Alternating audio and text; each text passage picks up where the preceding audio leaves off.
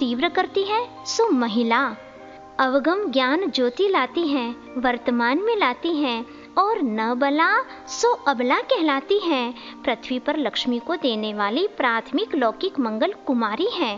सम, शील, संयम तीनों में पुरुष को कुशल बनाती है सो स्त्री है।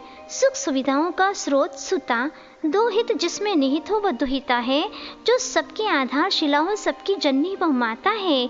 मात्र अंग ना है, चेतन स्वरूपा है, वह है अंगना। इस प्रकार इनका शाब्दिक किंतु सकारात्मक आध्यात्मिक प्रवचन ज्यों ही पूर्ण हुआ, प्रभाकर का प्रवचन वह हृदय को जा छू गया। पीता, पद्मा, शुक्ला, लेश्या, धारिणी, बाहर के अनुरूप बदलाहट भीतर भी तीनों बदली। ये बदली प्रभाकर को परिक्रमा देती, तभी उपरिल देहिलता झिलमिलाई निचली स्नेहिलता से मिलाई। धरती के कण अधर में उठे और बदली के जल कणों से जा मिले। छल का दिल छिल गया, सब कुछ निश्चल हो गया, जैसे वशिष्ठ और विश्वामित्र का राम और विभीषण का मिलन हो गया और जल को मुक्ति मिली। यूं मेघ से मेघ मुक्ता का अवतार।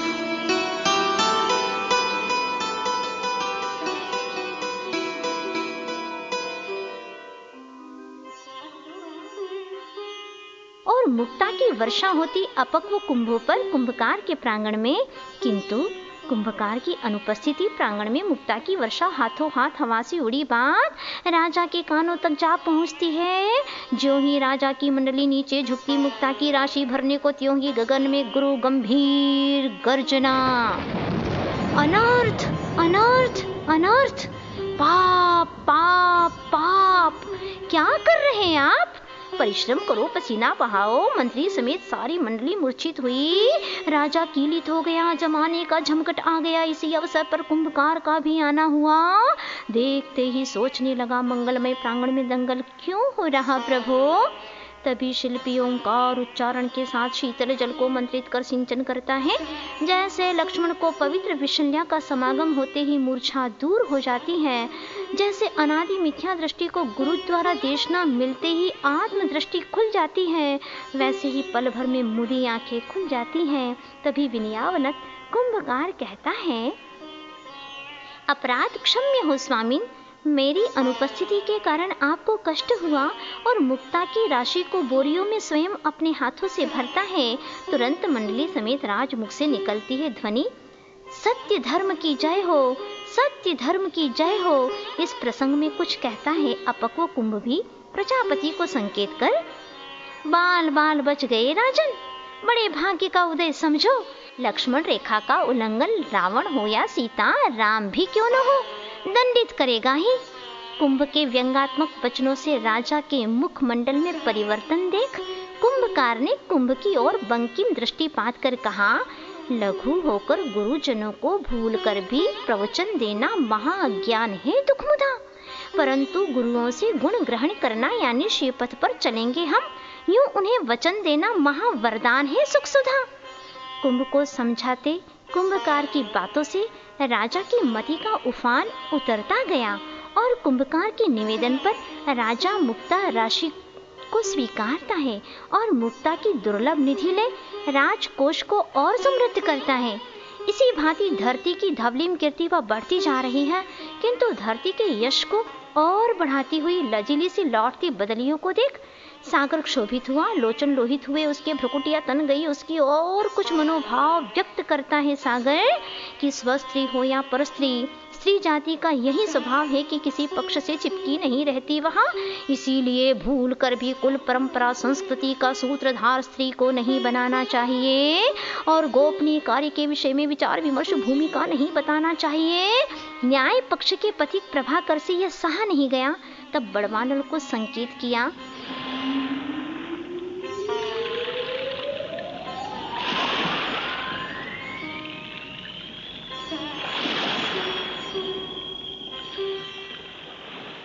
तभी ठहाका लेता हुआ सागर व्यंग करता हुआ कहता है बड़वानल से कि पित्त प्रशमन हेतु मुझसे याचना कर सुधाकर सम सुधा सेवन किया करो और प्रभाकर का पक्ष न लिया करो। इस बार बादल को प्रशिक्षित किया है प्रचुर समय देकर, बदलिया नहीं, दल बदलने वाली, झट से दया से पिघलने वाली। विघन डालना ही जघन काम है जिनका, और नाम है घन जिनका। ऐसे तीनों बादल क्रम से कृष्ण नील कापोत रंग वाले तन के अनुरूप ही मन से कलुषित हैं। सर्वप्रथम वह बादल दल देखते ही देखते अपने पथ में बाधक बने प्रभाकर से जा भिड़ते हैं और गुरु गर्जन करते कहते हैं कि धरती का पक्ष क्यों लेता है, सागर से क्यों चिढ़ता है। अरे अब तो सागर का पक्ष ग्रहण कर ले, अवसर है, अब सर से काम ले, अब छोड़ दे उल्टी धुन, अन्यथा ग्रहण की व्यवस्था विलंब होगी। तभी बादल दलों को जलाने हेतु प्रभाकर के प्रयास को निरख नीच निराली नीति वाले सागर ने राहु को याद किया। राह में राशि मिलती देख राहु गुमराह सा हो गया। चुपचाप यह सब पाप होता रहा। दिन दहाड़े सरासर सागर से निर्यात सौर मंडल की ओर, यान में भर भर कर झिलमिल झिलमिल अनगिन निधियां, ऐसी हस्ती धवलिम हसिया मनहर हीरक मौलिक मणिया, मुक्ता मूंगा माणिक छवियां, पुखराजों की पीलिम पटिया, राजाओं में राघु भरता नीलम के नगर रजतिम छड़ियां। इस प्रकार राहु को रिश्वत देकर सागर पक्ष का समर्थन हुआ। राहु का घर भर गया, राहु का सर भर गया विष विषम पाप निधि से, और कोलाहल किए बिना बस साबुत ही निकलता है प्रभाकर को। दिन कर तिरोहित हुआ सो दिन का अवसान सा लगता है।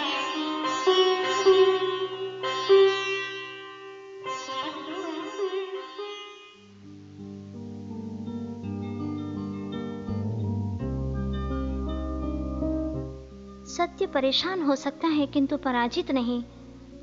कर्मों की कितनी ही तेज आंधी क्यों न चले, किंतु आत्म स्वभाव के दीप को कभी बुझा नहीं सकती। सज्जन की भांति सूर्य धरती के पक्ष में है और सूर्य अग्नि तत्व है और अग्नि मित्र है पवन का। इस प्रसंग में अरुक अथक होकर भी पवन के पथ थमे हैं आज। अपनी मित्र की आजीविका लुटती देख सारे वन उपवन में केवल भर भर आया है करुण क्रंदन। यही नहीं, पंछी दल ने संकल्प लिया कि सूर्य ग्रहण का संकट यह जब तक दूर नहीं होगा तब तक भोजन पान का त्याग। बादलों का कई गुना खून बढ़ गया, किंतु यह स्मरण रहे, जब हवा काम नहीं करती तब दवा काम करती है, जब दवा काम नहीं करती तो दुआ काम करती है, जब दुआ भी काम नहीं करती तो स्वयं भुवा काम करती है। तब धरती के कण अपने वंश माटी की रक्षा के लिए आशीष मांगते हैं और धरती माँ के मुख से आशीर्वचन सुनते यूं, पाप पाखंड पर प्रहार करो, प्रशस्त पुण्य स्वीकार करो। तुरंत ही रणभेरी सुन योद्धा शंभू कण उड़ते हैं नभ की ओर, कई जल कणों को सोखते जा रहे हैं जैसे पुण्य पाप को सुखा देता है। इस अवसर पर इंद्र भी अवतरित हुआ, किंतु केवल धनुष दिख रहा, इंद्र नहीं, क्योंकि महापुरुष प्रकाश में नहीं आते। महाकवि लिखते हैं कि मैं यथाकार बनना चाहता हूँ, व्यथाकार नहीं, और मैं तथाकार बनना चाहता हूँ, कथाकार नहीं। यहाँ महाकवि की लोकेशना से परे आत्मस्वरूप की ऐषणा स्पष्ट झलक रही है। इस युद्ध में जहां देखे वहां भूकण ही भूकण, थोड़े ही शेष है जलकण। सो सागर ने फिर से प्रेषित किए बादल दल और सागर के संकेतानुसार बिजली का उत्पादन किया। इंद्र की आंखें भी झपकने लगी। तभी इंद्र ने आवेश में अमोघ अस्त्र बादलों पर फेंक दिया। वज्राघात से मेघों के मुख से आह ध्वनि निकली। रावण के भांति रोना सागर के लिए अपशकुन सिद्ध हुआ। सागर ने कहा बादलों से, इंद्र ने अमोघ अस्त्र चलाया तो तुम राम बाण से काम लो, ईंट का जवाब पत्थर से दो और तुरंत ओला वृष्टि। लघु गुरु अणु महा त्रिकोण चतुष्कोण वाले तथा पंच पहलू वाले, भिन्न भिन्न आकार वाले, भिन्न भिन्न भार वाले, गोल गोल सुडोल ओले, क्या कहें क्या बोले, जहां देखो वहां ओले, और सौर मंडल भर गया। जैसे सम्मिक्त्व होते ही मिथ्यात्व के 3 टुकड़े हो जाते हैं, वैसे ही भूकणों से जलकण कई भागों में बट गए। जलकणों को मस्तक पर लेकर उड़ रहे हैं भूकण, जैसे हनुमान अपने सर पर हिमालय ले उड़ रहा हो। ऊपर घटती घटना को कुंभ खुली आंखों से साक्षी भाव से देख रहा है। जैसे निश्चय सम्यक दृष्टि पर द्रव्य को साक्षी भाव से जानता है, देखता है। आश्चर्य तो इस बात का है कि एक भी ओला कुंभ को भग्न नहीं कर सका। अभी उपसर्ग शांत नहीं हुआ, इतने में शिल्पी के सिंचन से पल्लवित गुलाब के फूल ने अपने मित्र पवन का स्मरण किया। फूल ने पवन को प्रेम से नहला दिया। बदले में पवन ने फूल को हिला दिया। प्रासंगिक कर्तव्य को जानकर पूरी शक्ति लगाकर पापोन्मुखी बादलों को अपने चपेट में ले पवन फेंक देता है जड़ तत्व के स्रोत सागर की ओर। बादल दल के साथ असंख्य ओले सागर में गिरते एक साथ, जैसे पाप कर्म के वशीभूत हो नरकों में कोलाटे लेते शठनायक नारक गिरते ज्यों। पवन हर्षित हुआ, उत्साह से भरा सौर मंडल कह उठा, धरती की प्रतिष्ठा बनी रहे और हम सब की धरती में निष्ठा घनी रहे। बस अन्याय चाहे कितना भी करो, इंसाफ एक दिन होकर रहेगा।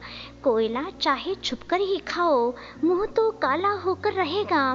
कर्मों के दरबार में देर है मगर अंधेर नहीं, एक न एक दिन दूध का दूध और पानी का पानी होकर ही रहेगा। उपसर्ग दूर हो गया है, सूरज निकल आया है।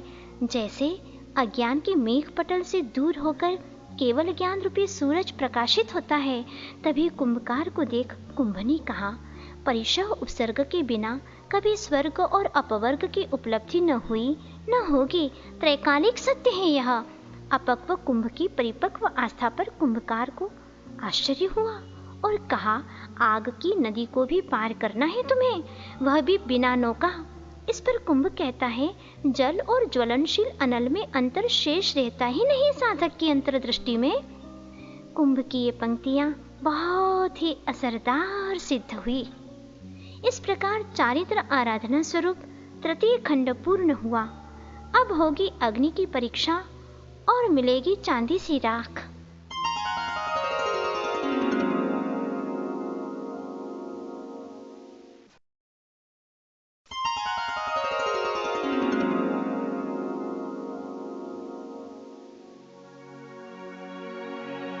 अग्नि की भी हो रही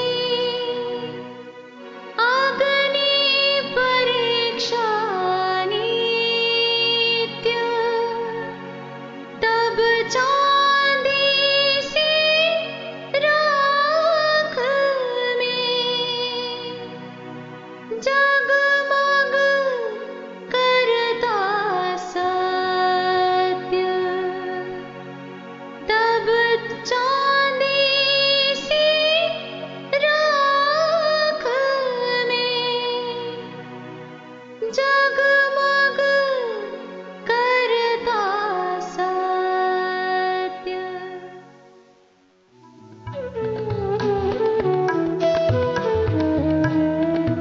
अब कुंभ को अवा के अंदर पहुंचाना है।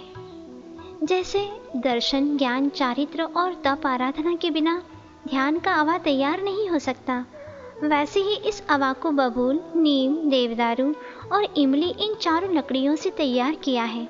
तभी सब लकड़ियों की ओर से बबूल की लकड़ी बोली कि वैसे ही अपराधियों की पिटाई के लिए हमें बनाई जाती। अब कुंभ को जलाने में एक और हत्या की कड़ी जुड़ी जा रही इस जीवन में। तभी शिल्पी के समझाने पर लकड़ी की ओर से स्वीकारता मिली, किंतु अवा के उत्तर दिशा में मुख्य द्वार पर महामंत्र का स्मरण कर शिल्पी ज्यों ही अग्नि लगाता है, शीघ्र ही बुझ जाती है। तभी लकड़ी कहती है, मैं तो जलना चाहती हूँ पर अग्नि मुझे जलाना नहीं चाहती। तब शिल्पी पुनः जलाता है। जलती अग्नि कहने लगी, अग्नि परीक्षा के बिना आज तक किसी को भी मुक्ति मिली नहीं, न ही भविष्य में मिलेगी। लो देखते ही देखते सुरसुराती सुलगती गई अग्नि समूचे अवा को अपने चपेट में लेती, छोटी बड़ी सारी लकड़ियों को अपने पेट में समेट लेती। पूरा का पूरा अवा धूम से भर उठा, चारों तरफ मात्र धूम धूम धूम। जैसे कोई तपस्वी ध्यानाग्नि में कर्मों की स्वाहा करता है, तब वह धूम सिद्ध शिला तक जा मिलती है और अंत अंत में साधक को भी सिद्धालय में जा बिठा देती है। शनि शनि अब धूम का उठना बंद हुआ और 100% अग्नि की उष्णता उद्भासित हुई। कुंभ की पहली दृष्टि पड़ी और 100% अग्नि की उष्णता उद्घाटित हुई। कुंभ की पहली दृष्टि पड़ी निर्धूम अग्नि पर, चारों ओर फैली मात्र अग्नि अग्नि अग्नि। तभी ध्यान के संदर्भ में अग्नि कहती है, ध्यान की बात करना और ध्यान से बात करना इन दोनों में बहुत अंतर है। एक शव के समान निरा पड़ा है, एक शिव के समान खरा उतरा है। तभी दर्शन और अध्यात्म के विषय में कुंभ निवेदन करता है। अग्नि कहती है, दर्शन के बिना अध्यात्म का जीवन चल सकता है, चलता ही है, पर हाँ, बिना अध्यात्म दर्शन का दर्शन नहीं। लहरों के बिना सरोवर वह रह सकता है, रहता ही है, पर बिना सरोवर लहर नहीं। स्वस्थ ज्ञान ही अध्यात्म है, व्यस्त जीवन दर्शन है। तभी कुंभ से मिलता है अग्नि को साधुवाद और अग्नि धधक उठी। उसी रात कुंभकार ने स्वप्न देखा। कुंभ अग्नि की तपन से रो रहा है, जलपान करना चाहता है। स्वप्न में ही कुंभकार जलपान आदि ले जा रहा है कि स्वप्न की मुद्रा छूट गई। अवा का अवलोकन करने बढ़ते शिल्पी के चरण को देख कुंभ की ओर से स्वयं अवा ने कहा, हे शिल्पी महोदय, स्वप्न प्रायः निष्फल ही होते हैं, इन पर अधिक विश्वास हानिकारक है। इसमें स्व यानी अपना, प यानी पालन संरक्षण, न यानी नहीं। जो निज का ही रक्षण नहीं कर सकता वह औरों को क्या सहयोग देगा। तभी तो सम्यक दर्शन के लिए जागृत अवस्था चाहिए। और स्वप्न अक्षरशः असत्य निकला। तभी हाथों में फावड़ा ले अवा की छाती से राख को हटाता है और अवा से बाहर आया है सकुशल कुंभ। सावधान हो शिल्पी अवा से एक एक कर क्रमशः धरती पर रखता जा रहा है कुंभों को। धरती की थी, है, रहेगी माटी यह। अभी कुंभ को अवा से निकले 2-3 दिन भी नहीं हुए कि शुभ भावों का उमड़न, वीतरागी श्रमण का पात्रदान, अतिथि सत्कार। जो श्रमण प्रतिकूल शत्रुओं पर कभी बरसते नहीं, अनुकूल मित्रों पर कभी हरसते नहीं और ख्याति कीर्ति लाभ पर कभी तरसते नहीं। यूं कुंभ ने भावना भाई सुभावना भवनाशिनी। इधर वह नगर के महासेठ ने भी सपना देखा कि स्वयं ने अपने ही प्रांगण में भिक्षार्थी महासंत का स्वागत किया, हाथों में माटी का मंगल कुंभ ले। उषा काल में कुंभकार के पास एक सेवक प्रेषित किया। सेवक को देख शिल्पी ने कहा, दम सार्थक हुआ हमारा, श्रम सार्थक हुआ हमारा और हम सार्थक हुए। तभी सेवक कुंभ को 7 बार बजाता है क्रमशः। स्वर उभरे, सारे ग म प ध नि, यानी सारे गम दुख आत्मा का स्वभाव नहीं है। घनश्याम सा श्याम पड़ गया है उसका शरीर। जैसे वाद्य कला कुशल शिल्पी मृदंग मुख पर स्याही लगाता है, तब वह हाथ की गदिया और मध्यमा का स्पर्श पा धा धिन धिन धा, धा धिन धिन धा, वेतन भिन्ना चेतन भिन्ना, ता तिन तिन ता, ता तिन तिन ता, का तन चिंता, का तन चिंता। इस प्रकार कुंभ का परीक्षण और निरीक्षण हुआ। 1-2 लघु 1-2 गुरु कुंभले समुचित धन देने का प्रयास हुआ कि शिल्पी बोला, धन कोई मूलभूत वस्तु है ही नहीं। जब उपहार के रूप में भी राशि स्वीकृत नहीं हुई, तब सेवक ने शिल्पी को सादर धन के बदले धन्यवाद दिया और चल दिया कुंभले सानंद। तभी सेठ कुंभ हाथ में ले शीतल जल से धोता है, फिर दाएं हाथ की अनामिका से कुंभ के चारों ओर मलयाचल के चंदन से स्व की उपलब्धि हेतु स्वस्तिक अंकित करता है और हल्दी की 2 पतली रेखाओं से कुंभ का कंठ शोभित हुआ। कुंभ पर रखा है श्रीफल। प्रायः सबकी चोटियां अधोमुखी हुआ करती हैं, परंतु श्रीफल की चोटी अर्धमुखी है, इसीलिए श्रीफल के दान को मुक्ति फल प्रदा कहा। सेठ अपने प्रासाद के 5म खंड पर स्थापित चैत्यालय में अभिषेक और पूजन कार्य से निवृत्त हो प्रांगण में पूरे हुए चौक के समीप माटी का मंगल कुंभले खड़ा हो गया। इतने में ही आते हुए अतिथि का दर्शन हुआ। प्रारंभ के कई प्रांगण बिजली की चमक की भांति पार कर गए। पात्र का प्रांगण में आना, फिर बिना पाए भोजन पान लौट जाना, घनी पीड़ा होती है दाता को इससे। एक दाता ने तो मन की बात सहज भाव से सुना दी कि हे महाराज, विधि नहीं मिली तो नहीं सही, कम से कम इस ओर देख तो लेते।